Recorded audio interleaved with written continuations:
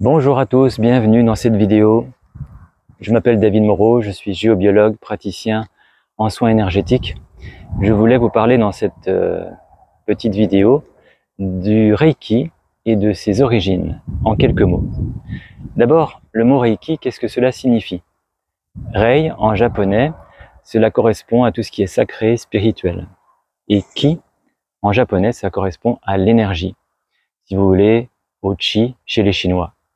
Donc si on associe les deux termes, Reiki, bien on obtient une définition qui pourrait être le Reiki, c'est l'énergie universelle sacrée de vie. Voilà pour le sens du mot Reiki. D'où vient cette technique énergétique? Alors il faut aller au Japon.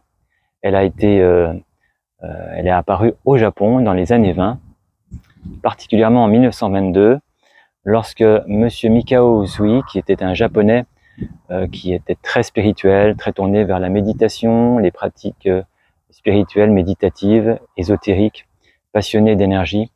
Il a passé toute sa vie à chercher bien les réponses à ces questions, et il décide alors qu'il est déjà dans un certain âge, dans la soixantaine, de faire un énième pèlerinage sur la montagne Kurama au Japon, une montagne sacrée réputée pour ses nombreux temples et pour l'énergie qu'elle recèle. Et il va passer une vingtaine de jours dans un temple pour méditer, chanter, etc. Pratiquer donc une méditation particulière. Il espère ainsi trouver la réponse à ces questions lors de ce pèlerinage.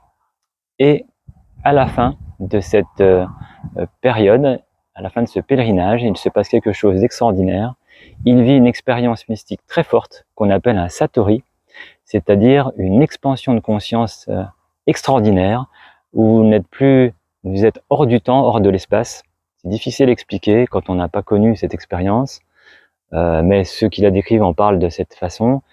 C'est une expérience puissante qui vous change à tout jamais. Il y a un avant et un après, et c'est ce qui se passe pour Mikao Usui Sensei.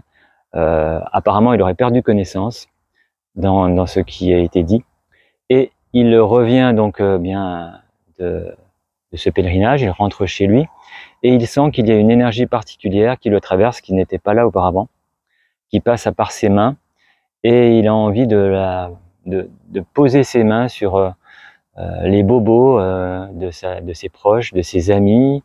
Il va donc commencer à les guérir en fait. Il va voir que c'est très efficace et qu'il obtient des résultats qu'il n'avait jamais eu auparavant. Et il décide, devant cette énergie incroyable, de mettre au point une technique, donc d'étudier cette énergie particulière pour le restant de sa vie. Il va s'y consacrer, il va ensuite former, initier de nombreuses personnes avant de mourir en 1926, c'est-à-dire 4 ans seulement après la découverte de cette belle énergie. Et donc le Reiki va venir au monde, au Japon. Ensuite, il va venir de nombreuses années plus tard en Europe, donc en France aussi, en passant par les États-Unis d'Amérique. Mais ça, c'est une autre histoire. Ici, je voulais juste vous parler un petit peu des origines brièvement du Reiki. Vous voyez, c'est une origine qui a plus d'un siècle, le Reiki, et qui vient du Japon. C'est une technique accessible à tous, facile d'utilisation, que tout le monde peut apprendre, que tout le monde peut pratiquer, il n'y a pas de souci.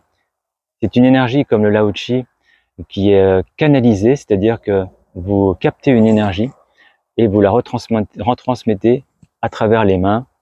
Donc ça, c'est intéressant de savoir que on n'utilise pas notre propre énergie ou l'énergie que dont on va peut-être se charger, comme par exemple certaines personnes. Donc là, on va canaliser une énergie, cette fameuse énergie universelle de vie, pour faire du bien, pour soi, autour de nous, etc. Voilà le petit mot sur le Reiki. Dans une prochaine vidéo, je vous parlerai de la différence entre le Reiki et le Lao Chi, particulièrement le Lao Chi de la 13e octave, même s'il y a des similitudes, des ressemblances, il y a quand même des différences, et je vous en parlerai dans une prochaine vidéo. Voilà, c'est tout pour moi aujourd'hui, je vous dis à bientôt, bonne journée, au revoir.